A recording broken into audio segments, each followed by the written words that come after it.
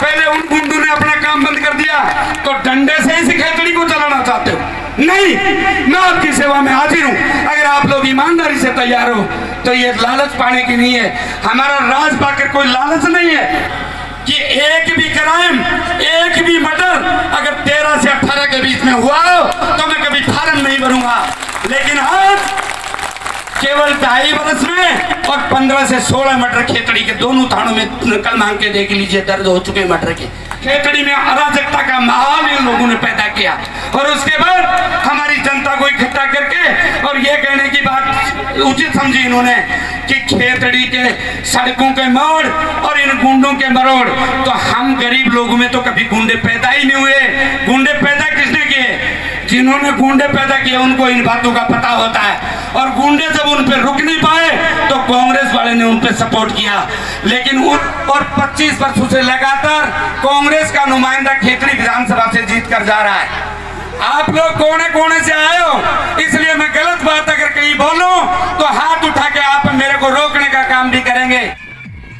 नमस्कार, मैं किशोर कुमार, ग्रामीण मीडिया पर आपका बहुत बहुत स्वागत है। खेतड़ी तहसील के बबाई से हम आपको लाइव कवरेज दिखा रहे हैं। ये जो आप काफिला देख रहे हैं, खेतड़ी के पूर्व विधायक पूर्णमल सैनी व बहुजन समाज पार्टी के प्रदेशाध्यक्ष भगवान सिंह बाबा। जो हम बात करें कि खेतड़ी में आज बहुजन समाज पार्टी के द्वारा विशाल कार्यकर्ता सम्मेलन का आयोजन रखा गया था, जिसमें हज़ारों की संख्या में खेतड़ी के कोने कोने से कार्यकर्ता पहुंचे। बबाई के चेक पोस्ट से लेकर और कार्यक्रम स्थल तक रैली के रूप में पूर्व विधायक पूर्णमल सैनी व प्रदेशाध्यक्ष भगवान सिंह बाबा को लाया गया और हज़ारों की संख्या में यहाँ पे कार्यकर्ता पहुँचे थे। कार्यक्रम को संबोधित करते हुए खेतड़ी के पूर्व विधायक पूर्णमल सैनी व भगवान सिंह बाबा ने क्या कुछ कहा वो तो आप आगे वीडियो को अंत तक बने रहिएगा, देखते रहिएगा। लेकिन जिस प्रकार से 2023 के ग्राउंड की यहाँ पे तैयारियाँ शुरू हो गई हैं, हम आपको जानकारी के लिए बता दें कि 2023 में विधानसभा के चुनाव होने वाले हैं और इस बार खेतड़ी के में पूर्व विधायक पूर्णमल सैनी फिर से मैदान में आने वाले हैं। जिस प्रकार से यहाँ से एक बड़ा सा संकेत इन्होंने दिया भी है। आप कार्यक्रम को अंत तक देखते रहिएगा, आपको पूरी जानकारी मिलेगी, बने रहिएगा।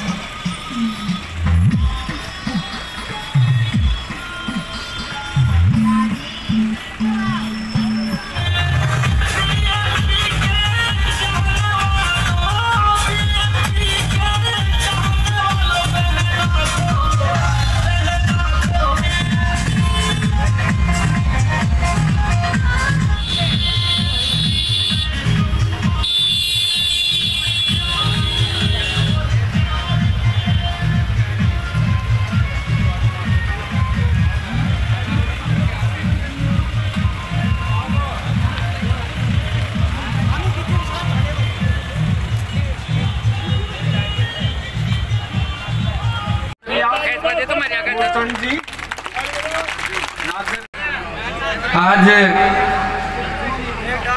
विधानसभा क्षेत्र खेतड़ी के इस बबाई कस्बे की इस पावन धरती पर राजकीय सीनियर सेकेंडरी स्कूल बबाई के इस खेल मैदान में आयोजित इस बहुजन समाज पार्टी के तत्वावधान कार्यकर्ता सम्मेलन में मैं मेरी अपनी बात रखूं इससे पहले इस देश में जन्मे सभी संत महात्मा व गुरुओं को नमन करते हुए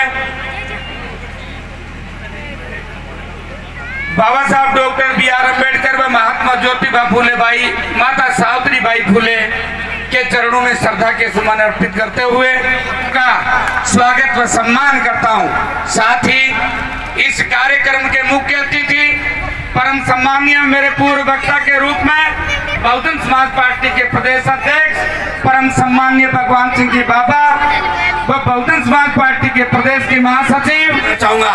और नहीं मेरा न कोई स्वभाव है न किसी का विरोध करता, लेकिन प्रदेश अध्यक्ष जी ने जैसे बताया कि अपनी बात को मनवाने के लिए अगर सही है तो उसको हम हमारे साथी लोगों के, बुजुर्गों के, माता बहनों के सामने रखेंगे, नहीं तो उनको पता कैसे चलेगा। मैं आप लोगों से निवेदन ये करना चाह रहा हूं कि इस देश की 72 साल की आजादी के बाद और पिछले 90 के दशक से लगातार केवल 2 बार को छोड़कर और 25 वर्षों से लगातार कांग्रेस का नुमाइंदा खेतड़ी विधानसभा से जीत कर जा रहा है। आप लोग कोने कोने से आए हो, इसलिए मैं गलत बात अगर कहीं बोलूं तो हाथ उठा के आप मेरे को रोकने का काम भी करेंगे। चैलेंज रूप में मैं आप लोगों से ये बात निवेदन करने जा रहा हूं, जिसमें ईमानदारी से मैं आपसे पूछना चाह रहा था कि 72 साल की आजादी में 25 साल कांग्रेस का नुमाइंदा खेतड़ी से जीत कर गया। सही है कि मेरी ये बात गलत है? लेकिन मैं आपसे पूछना चाहता हूं, मैं आपसे पूछना यह चाह रहा हूं कि 25 साल की आजादी के बाद हर कहीं ने तो हमारे हक और अधिकारों से हमें अवगत होने देते और केवल काम करने का काम करते हैं। एक कॉलेज पहली बार जब मिनिस्टर बने, शिक्षा मंत्री थे, तो उन्होंने खुलवाया और उसको 4 बार अपने मंचों के माध्यम से बुंदवाना चाहा और खेतड़ी की जनता को भड़काकर, गरीब लोगों को भड़काकर और उनका वोट लेने का काम इन लोगों ने किया। साथियों और पिता तुल्य बुजुर्गों, मैं आपको अवगत करवा देना चाहता हूं कि वो कॉलेज खुलवाया था, लेकिन कॉलेज उससे पहले इस विधानसभा क्षेत्र खेतड़ी के हेडक्वार्टर नगर पालिका में हमारे IS मेहरडा ने और केवल सामान्य फीस पर 80 के दशक में कॉलेज खोलने का काम किया था जो इस पब्लिक की। तो फिर आप कल्पना कीजिए और तुलना कीजिए कि एजुकेशन की जब हम बात करते हैं तो आज इस जमाने में और दोबारा एक महिला कॉलेज की घोषणा करवा के और सब जगह कहते फिर रहे हैं और एक कि मैंने कॉलेज खिलवा दिया। अरे साथियों और पिता तुल्य बुजुर्गों, पहले ट्रंक काल से चलता था, आजकल ये जमाना जो है वो माइक्रोस्पॉट फोन का है और जमाना जो दूरभाष का है। इस जमाने में और जब कभी बैलगाड़ी चलती थी उस समय शिक्षा की आवश्यकता थी। आज की तारीख में इस देश और प्रदेश में अगर भारतीय जनता पार्टी और कांग्रेस की सरकारें अगर देना चाहती तो खेतड़ी की आवश्यकता थी। कोई मेडिकल कॉलेज होता, कोई एग्रीकल्चर कॉलेज होता या फिर दूसरी तरीके की कोई सुविधाएं होती तो फिर उसको विकास मिले। हाँ, मैं धन्यवाद देना चाहूंगा एक बार के लिए कि इस विधानसभा क्षेत्र खेतड़ी में पेयजल की बड़ी समस्या थी, लेकिन उसके हल के लिए कांग्रेस के राज में एक बार 956 करोड़ रुपए का प्रोविजन कांग्रेस पार्टी ने करवाया। ये बात सही है, झूठ नहीं बोल सकता, लेकिन 956 करोड़ रुपए की लागत लगकर और उस पानी का 2015 में और जमीन पर उतर जाना था, लेकिन आपके आशीर्वाद मिले जाने के 2013 के बाद मैं 2 वर्ष तक राजस्थान की विधानसभा में बैठकर उसका वेट करता रहा कब तक आएगा, लेकिन बार बार अधिकारियों से सवाल करता रहा और उसके बाद भी पानी नहीं आया। तो मैंने सवाल लगाया और सवाल में मैंने पूछा कि माननीय PhD मंत्री ये बताने की कृपा करें कि 956 करोड़ रुपए का प्रोविजन के बाद आज तक खेतड़ी में पानी क्यों नहीं आया। साथियों और पिता तुल्य बुजुर्गों, जवाब आया 453 करोड़ रुपए की और जरूरत है। 453 करोड़ रुपए अगर राजस्थान की सरकार दे देगी तो पानी जमीन पर आएगा। लेकिन आप लोगों को निवेदन करना चाहूंगा कि हर आदमी बीजेपी और कांग्रेस से हारने वाले आदमी ने और आपके आशीर्वाद के बाद मुझे चिपका दिया। आप लोगों ने तब कहना यह था कि कोने में जाकर बैठेगा, राज बीजेपी का है। उसी बीजेपी के राज में 453 करोड़ रुपया उस पेयजल स्कीम में कुंभारामली परियोजना में जुड़वा कर और नगर पालिका के लोग बैठे हैं उनमें जुड़वा कर और इस पेयजल को 2016 में खेतड़ी की धरती पर उतारने का काम किया। और यही नहीं, मैं आप लोगों से बताना चाहूंगा, 1 मिनट गौर से आप सुनने की कोशिश करें कि infrastructure is important thing for any development. आधारभूत संरचनाएं जो हैं वो किसी भी विकास के लिए महत्वपूर्ण है। साथियों और पिता तुल्य बुजुर्गों, कांग्रेस और भारतीय जनता पार्टी दोनों दलों की नीति रही है कि जाओ गांव डाणियों में सर्वे कराओ और बीपीएल में जो लोग चयन हो जाते हैं उनकी बीपीएल में सर्वे के लिए बिलो पॉवर्टी लाइन जिन लोगों की सूचियां तैयार हो जाती है उन लोगों को मरने नहीं दिया जाएगा। तो क्या करोगे? अगर छत नहीं है, गरीब छान है, तो उनको केवल 180 वर्ग फुट की छत और बीपीएल में बनाकर दे दी जाए। और दूसरा, उनको जीने के लिए 2 रुपये किलो के भाव से 35 किलो अनाज दे दो। क्या 72 वर्ष के बाद और आज इस देश और प्रदेश सहित खेतड़ी की जनता की यही अकेली मांग थी?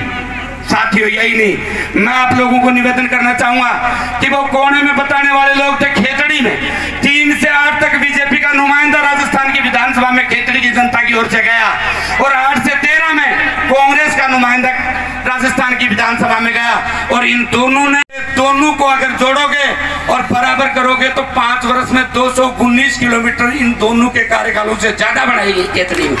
ये मैं नहीं कह रहा, मेरी बात आप गलत मानो, लेकिन सूचना का अधिकार अधिनियम 2005 बना पड़ा है, उसको आप विभाग में एप्लीकेशन लगाएं और उनसे पूछें कि साहब 3 से 8 में कितनी सड़कें खेतड़ी में बनी, 8 से 13 में कितनी बनी और 13 से 18 में कितनी बनी, आपको अंतर समझ में आ जाएगा।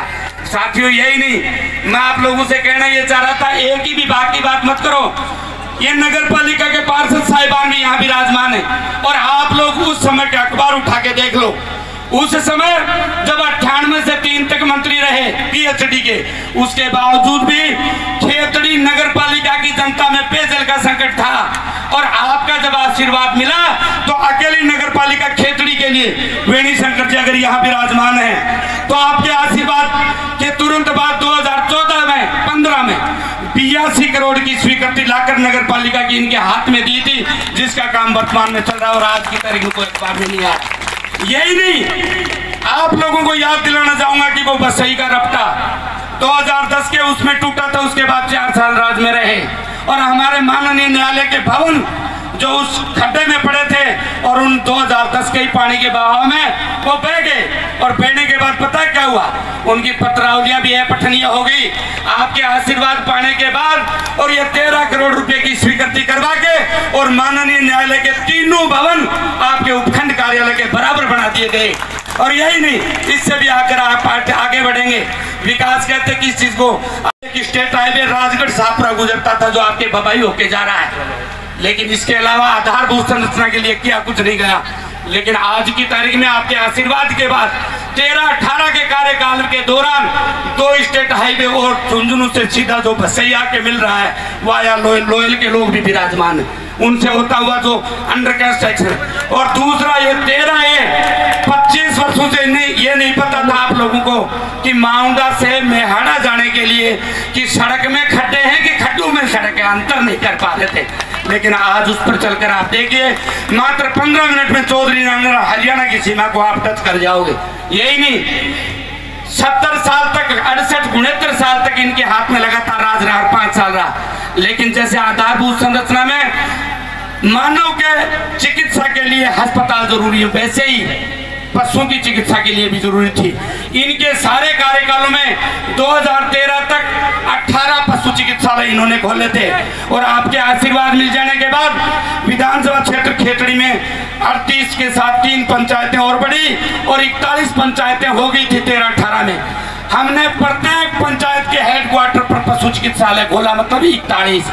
तो उनके 18 घटाने के बाद 23 पशु चिकित्सालय खोलने का काम 5 वर्ष में इस खेतड़ी में किया गया। लेकिन यही नहीं, मैं आपको आगे बढ़ाना चाहूंगा। जिला हेडक्वार्टर पर एक डीटीओ कार्यालय पाया जाता है। यहाँ का आदमी 110 किलोमीटर जाकर जाएगा, गाड़ी नाम करवाने जाएगा, कोई लाइसेंस बनवाया जाएगा या फिर उसको रिन्यू करवाने जाएगा, तो झुंझुनू जाने में 110 किलोमीटर की दूरी तय करनी पड़ेगी। लेकिन आपके इस बेटे के आशीर्वाद के बाद उस कार्यकाल में खेतड़ी अकेली में 7 कॉन्स्टिट्यूंसी जिले में अकेली खेतड़ी में डीटीओ कार्यालय खोलवाने का काम आपके इस बेटे ने भाई ने किया। यही नहीं, मैं आप लोगों को यह भी बता देना चाहता हूं कि आधारभूत संरचनाओं के लिए प्लान की जरूरत है। लेकिन प्लान कहाँ? पहले तो इस खेतड़ी में अराजकता का माहौल इन लोगों ने पैदा किया और उसके बाद हमारी जनता को इकट्ठा करके और ये कहने की बात उचित समझी इन्होंने कि खेतड़ी के सड़कों के मोड़ और इन गुंडों के मरोड़।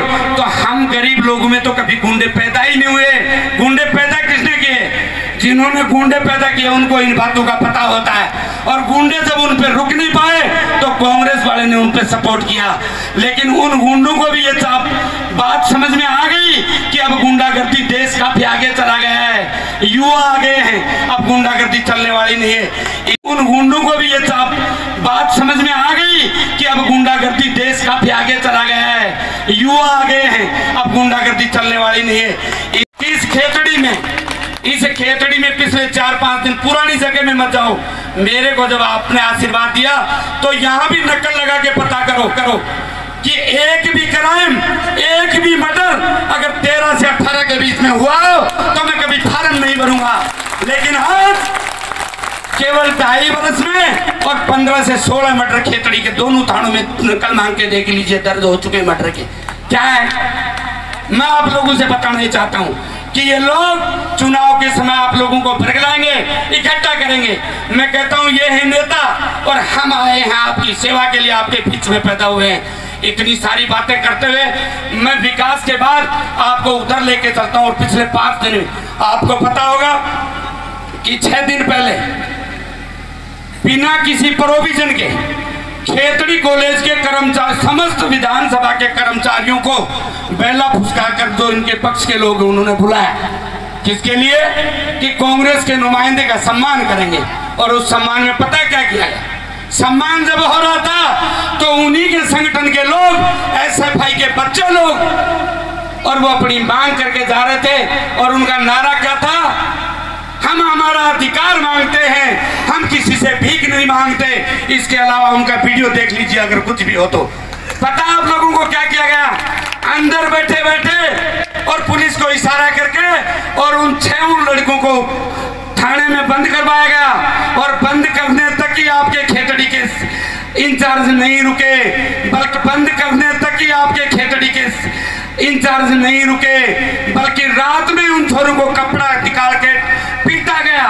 और पीटने के बाद जब यूं ही उनकी जमानत हुई तो वो आज 3 दिन से लगातार पीटी के हॉस्पिटल में भर्ती है। आज क्या, पहले उन गुंडों ने अपना काम बंद कर दिया तो डंडे से इस खेतड़ी को चलाना चाहते हो?